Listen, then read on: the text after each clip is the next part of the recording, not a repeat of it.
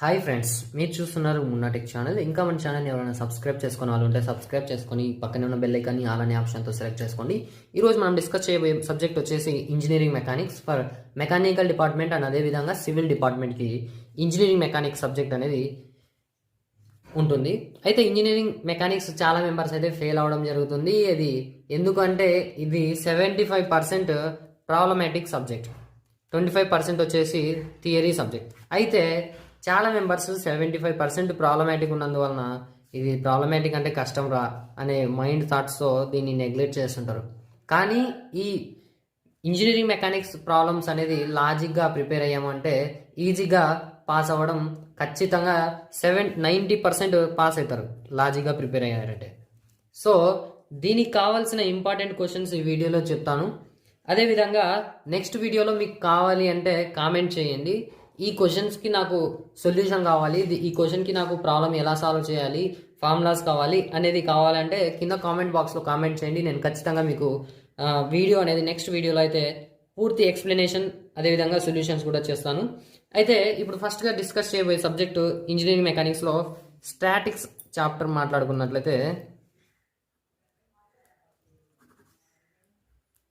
Statics chapter మనం discuss చేస్తే maximum 22 marks gain చేయొచ్చు దీంట్లో. ఓకే, అయితే దీంట్లో ఇంపార్టెంట్ క్వశ్చన్స్ ఏదో రావచ్చు అంటే ముందుగా సిస్టమ్ ఆఫ్ ఫోర్సెస్ అనేది నేర్చుకోండి. సిస్టమ్ ఆఫ్ ఫోర్సెస్ ఈ 2 టైప్స్ ఉన్నాయి. ఆ 2 టైప్స్ నేర్చుకున్నామంటే దీంట్లో సిస్టమ్ ఆఫ్ ఫోర్సెస్లో ఎస్ఎస్కి అయితే రావు, కానీ షార్ట్స్కి వచ్చే అవకాశాలు చాలా ఎక్కువ. ఓకే, షార్ట్స్కి వచ్చే అవకాశాలు చాలా ఎక్కువ. అదేవిధంగా రిజల్యూషన్ ఆఫ్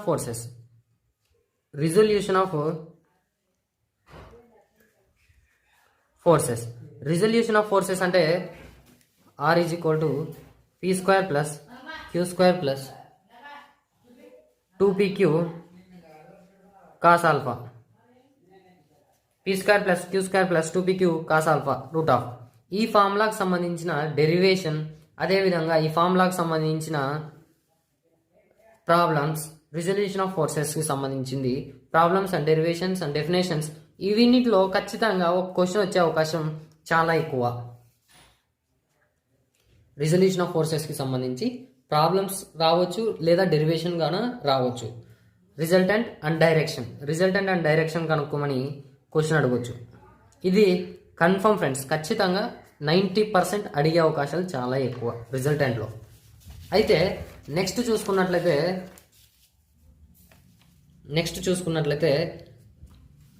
3 క్వశ్చన్స్ ఇస్తాను. 3 క్వశ్చన్స్లో ఖచ్చితంగా ఒక క్వశ్చన్ వచ్చే అవకాశాలు ఎక్కువ. సో అది పారలాగ్రామ్ లా ఆఫ్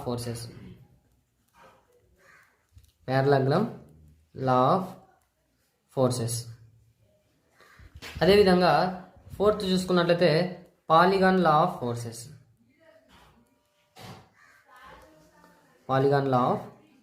ఫోర్సెస్. అదేవిధంగా ట్రయాంగిల్ లా ఆఫ్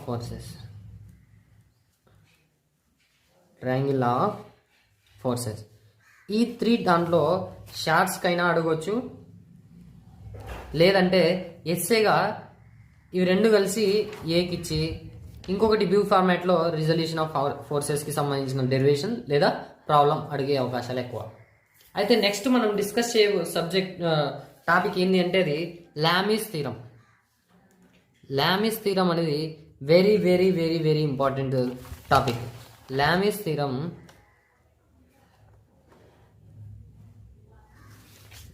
థీరం వచ్చేసి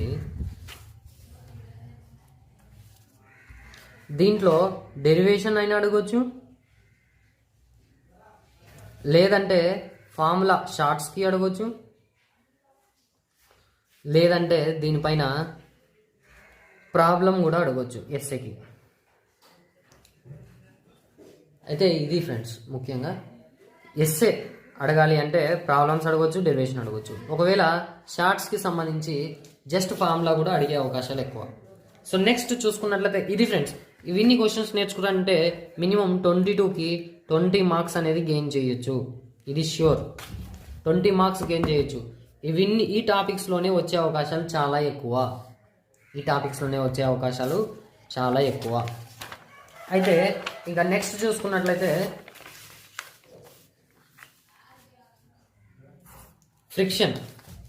ఫ్రిక్షన్ చాప్టర్ చూసుకున్నట్లయితే ఫ్రిక్షన్ చాప్టర్ వచ్చేసి మినిమం 16 మార్క్స్ గెయిన్ చేయొచ్చు ఈ చాప్టర్ నుంచి.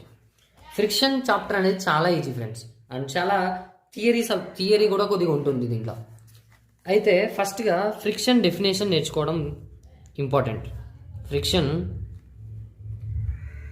డెఫినేషన్ నేర్చుకోండి.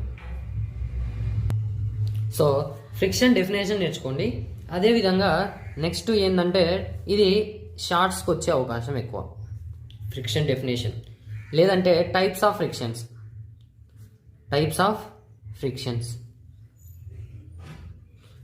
ఫ్రిక్షన్స్లో ఎస్ఏకి ఏబి ఫార్మాట్లో అడిగే అవకాశాలు ఎక్కువ. లేదు అంటే టైప్స్ ఆఫ్ ఫ్రిక్షన్ ఒకవేళ షార్ట్స్కి కూడా అడిగే అవకాశాలు ఎక్కువ. కానీ షార్ట్స్ కడితే లిమిటింగ్ ఫ్రిక్షన్ ఇలా 1 లేదా 2 ఇవ్వచ్చు, ఏదో ఒకటి 2 ఇచ్చి ఏబి ఫార్మాట్లో అడగొచ్చు. కానీ ఎస్ఏకి అడిగాడంటే మాత్రం మొత్తం ఖచ్చితంగా టైప్స్ ఆఫ్ ఫ్రిక్షన్స్ అని అడుగుతాడు. అదే షార్ట్స్ అడిగితే డైరెక్ట్గా నేమ్ ఇచ్చేస్తాడు, limiting friction, minimizing friction, solid friction, అలా ఏబి అనే ఫార్మాట్లో ఇవ్వచ్చు. కానీ లాస్ ఆఫ్ సాలిడ్ ఫ్రిక్షన్ అనేది షార్ట్స్కి very important. Laws of solid friction. అదేవిధంగా నెక్స్ట్ క్వశ్చన్ కూడా laws of fluid friction, fluid or viscous friction.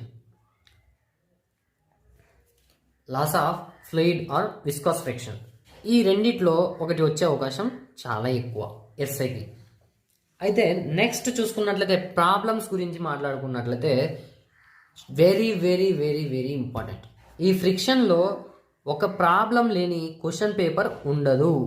ఇది ఫిక్స్ అయిపోండి. ఫ్రిక్షన్లో ప్రాబ్లం లేని క్వశ్చన్ పేపర్ అంటూ ఉండదు.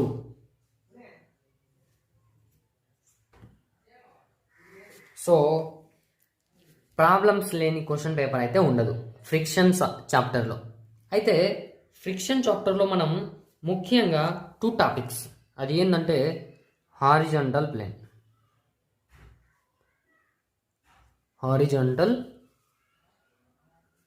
ప్లేన్, దీనికి సంబంధించిన డెరివేషన్, అదేవిధంగా ప్రాబ్లం, అదేవిధంగా ఇంక్లైన్డ్ ప్లేన్, ఇది కూడా దీనికి సంబంధించిన డెరివేషన్, అదేవిధంగా ప్రాబ్లం.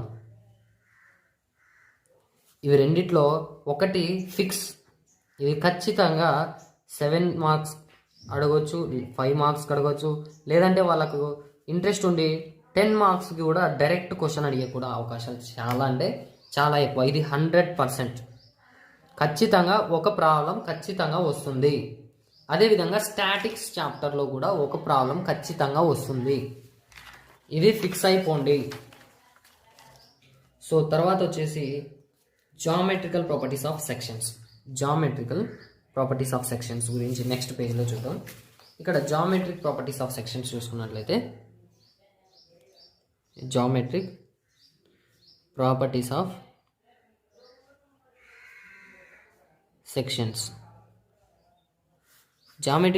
ఆఫ్ సెక్షన్స్లో మినిమం 18 మార్క్స్ గెయిన్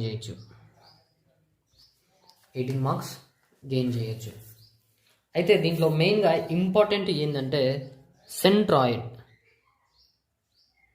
సెంట్రాయిడ్కి సంబంధించిన డెఫినేషన్ ఖచ్చితంగా నేర్చుకోవాలి. ఇంజనీరింగ్ మెకానిక్స్లో ఏదైతే ఉంటుందో దానికి సంబంధించిన డెఫినేషన్ ఖచ్చితంగా మనం నేర్చుకోవాలి. What is engineering mechanics? Mechanics is a branch of science which deals with the behaviour of the body. ఇలా కొన్ని డెఫినేషన్స్ అనేది నేర్చుకోవాలి. డెఫినేషన్స్ అనేది చాలా ఇంపార్టెంట్. ఇప్పుడు నెక్స్ట్ ఇది డెఫినేషన్ అడిగితే షార్ట్స్కి అడిగే అవకాశాలు ఎక్కువ. అదేవిధంగా సెంట్రాయిడ్లో ఫార్ములాస్ ఇంపార్టెంట్. ఈ చాప్టర్లో ఫార్ములాస్ ఏవి అంటే అవి square, rectangle, triangle, semi circle, trapezium. వీటికి సంబంధించిన ఫార్ములాస్ అనేది చాలా ఇంపార్టెంట్. ఈ ఫార్ములాస్ మనం నేర్చుకున్నామంటే ఖచ్చితంగా సెంట్రాయిడ్కి సంబంధించిన ప్రాబ్లమ్స్ మనం ఈజీగా చేయగలుగుతాం. సో ఇవి చాలా ఈజీ అండ్ చాలా సింపుల్, చాలా లాజిక్గా ఉంటుంది. ఓకేనా. నెక్స్ట్ మనం చూసుకున్నట్లయితే difference between centre of gravity and centroid. Next చూసుకున్నట్లయితే difference between centre of gravity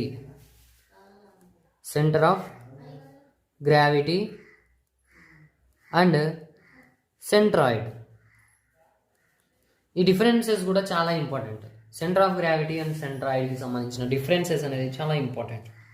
so next చూసుకున్నట్లయితే ప్రాబ్లమ్స్ విషయానికి వచ్చినట్లయితే జామెట్రికల్ ప్రాపర్టీస్ ఆఫ్ సెక్షన్స్లో ఖచ్చితంగా ఒక ప్రాబ్లం ఫిక్స్. ఇది 100% ఇస్తున్నాను నేను. ఇంజనీరింగ్ మెకానిక్స్లో ఇస్తే రెండు ప్రాబ్లమాటిక్ ఇవ్వచ్చు, లేదు అంటే ఒక ఎస్సే ఒక ప్రాబ్లమాటిక్ ఒకటి థియరిటిక్ ఇవ్వచ్చు. కానీ థియరీ క్వశ్చన్స్ అడగడం చాలా రేర్, ప్రాబ్లమ్సే అడగడం షూర్గా చెప్తున్నా. అయితే ఒక ప్రాబ్లం రావడం 100% షూర్గా ఇస్తున్నా. దీంట్లో ప్రాబ్లమ్స్ అనేది దేనిపైన రావచ్చు అంటే సెంటర్ ఆఫ్ గ్రావిటీ పైన రావచ్చు. Centre of gravity. దీంట్లో మీరు నేర్చుకోవాల్సింది మెయిన్గా ఏవి అంటే సి సెక్షన్ నేర్చుకోవాలి, ఐ సెక్షన్ నేర్చుకోవాలి, ఎల్ సెక్షన్ నేర్చుకోవాలి, ఈ సెక్షన్ నేర్చుకోవాలి, టీ సెక్షన్ నేర్చుకోవాలి. ఈ 5 సెక్షన్స్ నేర్చుకున్నారంటే ఖచ్చితంగా సెంటర్ ఆఫ్ గ్రావిటీ వచ్చింది అంటే ఎలాంటి ఫార్మాట్లో ఇచ్చినా మీరు 10 మార్క్స్కి 10 మార్క్స్ గెయిన్ చేయొచ్చు. చూడ్డానికి చాలా పెద్దగా ఉంటాయి దీని ప్రాబ్లమ్స్, కానీ ఇవి చేస్తూ పోతే చాలా ఈజీ, సింపుల్. దీనికి కావాల్సిన సొల్యూషన్స్ మీకు కావాలంటే ఖచ్చితంగా కామెంట్ చేయండి. నేను ఖచ్చితంగా నెక్స్ట్ వీడియోలో అయితే దీనికి సంబంధించిన సొల్యూషన్స్ షూర్గా చేస్తాను కూడా. ఓకేనా. సో నెక్స్ట్ చూసుకున్నట్లయితే మూమెంట్ ఆఫ్ ఇనర్షియా డెఫినేషన్ నేర్చుకోండి. మూమెంట్ ఆఫ్ ఇనర్షియా షార్ట్స్కి అడిగే అవకాశాలు చాలా ఎక్కువ డెఫినేషన్. ఓకేనా. తర్వాత వచ్చేసి moment of inertia theorems of moment of inertia, ఇవి ఎస్సేకి అడిగే అవకాశాలు ఎక్కువ. మూమెంట్ ఆఫ్ ఇనర్షియాకి సంబంధించిన థీరమ్స్ చూసుకున్నట్లయితే అవి 2 టైప్స్ ఉన్నాయి. అవి ఏంటివి అంటే parallel axis theorem and perpendicular axis theorem. దీనికి సంబంధించిన ప్రూఫ్ కూడా మనం చేసి చూపించాలి. సో దీంట్లో ఫస్ట్గా ప్యారలల్ యాక్సిస్ థీరం ఒకటి. ప్యారలల్ యాక్సిస్ థీరం అనేది and perpendicular axis theorem, moment of inertia theorems very very very very important. డైరెక్ట్గా ఒకవేళ థియరీ అన్నాను కదా, థియరీ అడిగాడంటే మూమెంట్ ఆఫ్ ఇనర్షియాకి సంబంధించి థియరమ్స్ అడగొచ్చు. అది ఏ ఫార్మాట్లో అడగొచ్చు, ఏబీ ఫార్మాట్లో అంటే ఏకి ఇది ఇచ్చిన తర్వాత బీకి ప్రాబ్లం ఇవ్వచ్చు. కానీ ప్రాబ్లం ఎక్కడ కొట్టి ఇవి మాత్రమే ఇస్తాడు అనుకోవడం మన మూర్ఖత్వం. బి ఫార్మాట్లో చూసుకున్నట్లయితే పర్పెండిక్యులర్ యాక్సిస్ థీరం.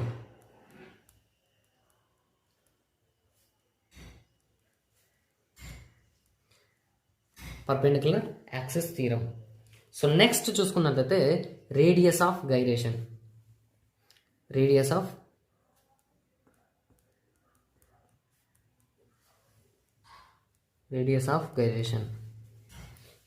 గైరేషన్ అనేది దీంట్లో కూడా same to same centre of గ్రావిటీలో ఎలా మనం క్యాల్కులేట్ చేస్తామో అదేవిధంగా దానికి సంబంధించిన ట్రయాంగిల్, రెక్టాంగులర్, స్క్వేర్ వీటికి సంబంధించిన ఫార్ములాస్, అదేవిధంగా C section, I section, L section, E section, T section ఇవన్నీ మీరు నేర్చుకున్నారంటే ఖచ్చితంగా ఏ ఫార్మాట్లో ఇచ్చినా ఖచ్చితంగా ప్రాబ్లం అనేది సాల్వ్ చేస్తారు.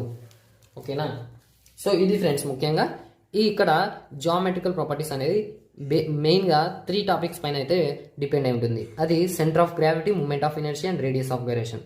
మూమెంట్ ఆఫ్ ఇనర్షియాలో అడిగితే ఇది డెఫినేషన్ అడగవచ్చు, లేదంటే parallel axis theorem, perpendicular axis theorem గురించి అడగవచ్చు. కానీ రేడియస్ ఆఫ్ గైరేషన్స్లో ఫార్ములాస్ అడగవచ్చు, లేదంటే సి సెక్షన్స్, ఐ సెక్షన్స్, ఈ సెక్షన్స్ అలా అడగవచ్చు. లేదంటే మీ అంతటికి మీరే ఇప్పుడు ఐ సెక్షన్ ఉందనుకోండి, ఫర్ ఎగ్జాంపుల్ మీరే డైమెన్షన్స్ ఇచ్చుకొని మీరే ఫార్ములా వేసుకొని మీరే ప్రాబ్లమ్స్ సాల్వ్ చేయమంటాడు. ఒక్కోసారి ఏం చేస్తారంటే వాళ్ళే ఫిగర్ ఇచ్చి వాళ్ళే డైమెన్షన్స్ ఇచ్చి దీనికి సంబంధించిన moment of inertia, radius of gyration కనుక్కోమంటాడు. ఒక్కోసారి వాళ్ళే ఫిగర్ ఇచ్చిన తర్వాత ఓన్లీ రేడియస్ ఆఫ్ గైరేషన్ కనుక్కోమంటాడు. ఇంకోసార్లు ఏమంటారంటే వాళ్ళే ఫిగర్ ఇచ్చిన తర్వాత ఓన్లీ సెంటర్ ఆఫ్ గ్రావిటీ కూడా కనుక్కో అని అన్నప్పుడు మనం ఏ విధంగా ఇచ్చినా సాల్వ్ చేసే విధంగా మనం ప్రిపేర్ అవ్వాలి. దీనికి కావాల్సిన వీడియో మనకు కావాలంటే కింద కామెంట్ చేయండి. సో నెక్స్ట్ చూసుకున్నట్లయితే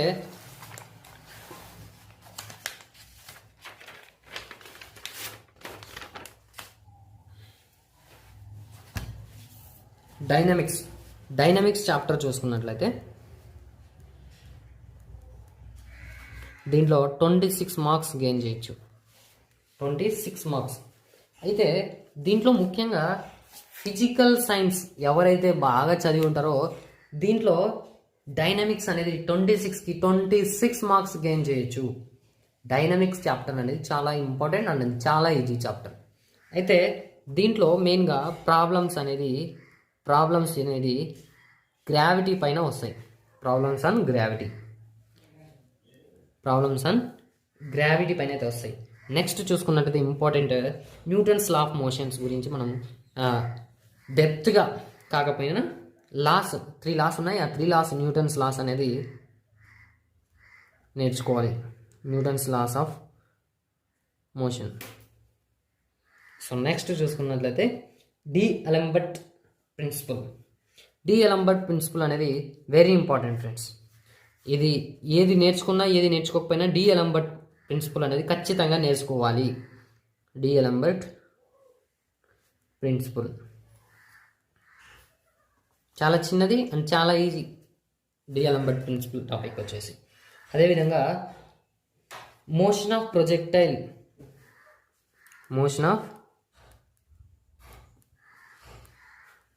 ప్రొజెక్టైల్ చూసుకున్నట్లయితే దీంట్లో time of ascent, time of descent, time of flight ఇలా ఉంటాయి. సో ఇవన్నీ వీటికి ప్రొజెక్టైల్కి సంబంధించిన డెరివేషన్స్, అదేవిధంగా దీనికి సంబంధించిన ప్రాబ్లమ్స్ మన చేతిలో పెట్టుకోవాలి. ఫుల్ ప్రిపేర్ అయి ఉండాలి ప్రొజెక్టైల్ పైన. ప్రొజెక్టైల్ అనేది చాలా ఇంపార్టెంట్ అండ్ చాలా సింపుల్. దానికి ఫార్ములాస్ కూడా చాలా చిన్నగా ఉంటాయి, మనం ఈజీగా గుర్తుపెట్టుకోవచ్చు. కానీ కొద్దిగా లాజిక్గా మనం అది బాగా అర్థం చేసుకోవాలి. ఓకేనా? సో నెక్స్ట్ ఇక్కడ చూసుకున్నట్టయితే law of conservation of energy already అందరికీ అన్ని బ్రాంచెస్ వారికి ఫస్ట్ ఇయర్లో ఇంజనీరింగ్ ఫిజిక్స్లో సబ్జెక్ట్లో వచ్చింటుంది. కైనమాటిక్స్ చాప్టర్లో law of conservation of energy అదే రాసినా ఏం పర్లేదు. Law of conservation of energy. Next చూసుకున్నట్లయితే అదేవిధంగా వర్క్ ఎనర్జీ థీరం, ఇది కూడా మనకు వచ్చింది ఆల్రెడీ డిప్లొమాలో. ఫస్ట్ ఇయర్కి ఇంజనీరింగ్ ఫిజిక్స్లో వర్క్ ఎనర్జీ థీరం అందరికీ వచ్చింది. వర్క్ ఎనర్జీ థీరం ఇది చాలా ఇంపార్టెంట్. ఓకేనా? నెక్స్ట్ చూసుకున్నట్లయితే మనం వీటిలో మీరు 26కి 20 మార్క్స్ గెయిన్ చేయొచ్చు. ఒకవేళ 26కి 26 కూడా గెయిన్ చేసే అవకాశాలు ఎక్కువ. ఓకేనా? సో తర్వాత సింపుల్ మిషన్స్ గురించి ఒకటే మాట్లాడడం. లాస్ట్ అండ్ ఫైనల్ చాప్టర్ వచ్చేసి సింపుల్ మిషన్స్.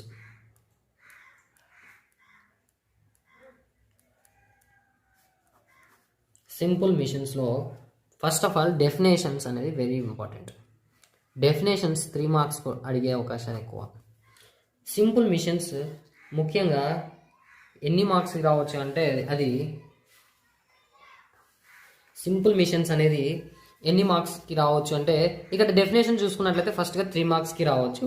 అదేవిధంగా టైప్స్ ఆఫ్ లీవర్స్ చూసుకున్నట్లయితే very very very very important. ఇక్కడ మనం చూసుకున్నట్లయితే ఫస్ట్గా సింపుల్ మిషన్స్లో 21 మార్క్స్ అనేది గెయిన్ చేయొచ్చు. 21 మార్క్స్ అనేది గెయిన్ చేయొచ్చు. అదేవిధంగా ఇక్కడ డెఫినేషన్స్లో 3 మార్క్స్కి వచ్చే అవకాశాలు చాలా ఎక్కువ ఉంటాయి. అదేవిధంగా types of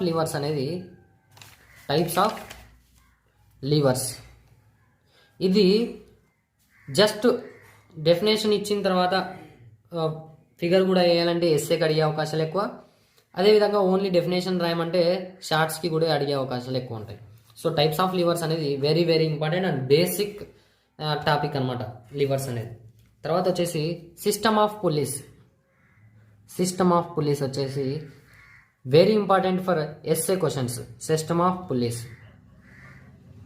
system of pulleys ఇక్కడ first system of pulleys, second system of pulleys, third system of pulleys అని దీనికి సంబంధించిన డెరివేషన్స్ వెరీ ఇంపార్టెంట్. అదేవిధంగా self locking machine. Self locking machine అనేది టాపిక్ చాలా చిన్నది, సో ఆ టాపిక్ నేర్చుకోండి, self locking machine. So next reversible machine. Reversible machine. So next problems చూసుకున్నట్లయితే ఈ చాప్టర్లో first system of pulleys, second system of pulleys, అదేవిధంగా థర్డ్ సిస్టమ్ ఆఫ్ పులీస్. ఈ సిస్టమ్ ఆఫ్ పులీస్లో ఒకటి ఎస్ఏ వచ్చే అవకాశాలు 90%. ఇక్కడ డైరెక్ట్గా వాళ్ళకు ఒకటే క్వశ్చన్ ఇవ్వాలి అనిపిస్తే అది ప్రాబ్లమాటిక్ అయితే ఖచ్చితంగా సిస్టమ్ ఆఫ్ పులీస్ పైన ఒకటే క్వశ్చన్ డైరెక్ట్గా 10 మార్క్స్కి అడిగే అవకాశాలు ఎక్కువ. 10 మార్క్స్ లేదంటే 7 మార్క్స్కి ఇచ్చిన తర్వాత ఎస్ఏ క్వశ్చన్ బి ఫార్మాట్లో 3 మార్క్స్కి ఏదో ఒక డెఫినేషన్ అడగొచ్చు. కానీ ఇప్పటి వరకు చాలా ప్రీవియస్ క్వశ్చన్ పేపర్స్ చూసుకున్నట్లయితే మనం కంపేర్ చేసినట్లయితే సిస్టమ్ ఆఫ్ పులీస్ అనేది first, second, third system of పులీస్లో ఒక ప్రాబ్లం డైరెక్ట్గా 10 మార్క్స్కి అడిగే ఛాన్సెస్ చాలా ఉన్నాయి. సో కాబట్టి ఈ ప్రాబ్లమ్స్ అనేది చాలా నేర్చుకోండి, ష్యూర్గా నేర్చుకోండి. సో ఈ వీడియో నచ్చింది అనుకుంటున్నాను. అదేవిధంగా దీనికి సంబంధించిన ప్రాబ్లమ్స్ ఏవైతే మీకు కావాలో దానికి సంబంధించిన టాపిక్ నేమ్ ఇచ్చేసి కామెంట్ చేయండి. నేనైతే ఖచ్చితంగా మీకు వీడియో అయితే క్రియేట్ చేస్తాను. సో ఈ వీడియో నచ్చింది అనుకుంటున్నాను. ఈ వీడియో నచ్చినట్టయితే లైక్ చేయండి, షేర్ చేయండి, సబ్స్క్రైబ్ చేసుకోండి. ఇలాంటి మరిన్ని వీడియోస్ కోసం మన ఛానల్ని సబ్స్క్రైబ్ చేసుకొని పక్కనే ఉన్న బెల్ని ఆల్ అనే ఆప్షన్తో సెలెక్ట్ చేసుకోండి. Thank you for watching. జై హింద్.